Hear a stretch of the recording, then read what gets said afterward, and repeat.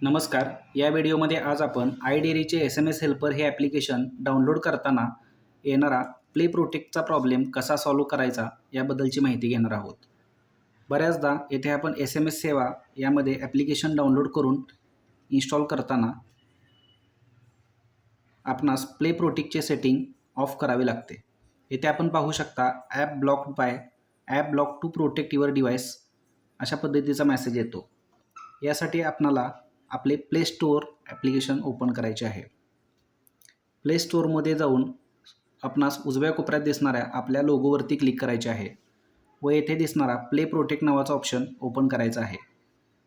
येथे उजव्या कोपऱ्यात दिसणाऱ्या सेटिंग या ऑप्शनवर क्लिक करून scan apps with play protect आणि इम्प्रूव्ह हार्मफुल ॲप डिटेक्शन हे दोन्ही ऑप्शन आपल्याला बंद करायचे आहेत. हे ऑप्शन बंद केल्यानंतर तुम्ही फ्लुएंटली आपले ॲप्लिकेशन म्हणजेच SMS सेवा हे ॲप्लिकेशन इन्स्टॉल करू शकता.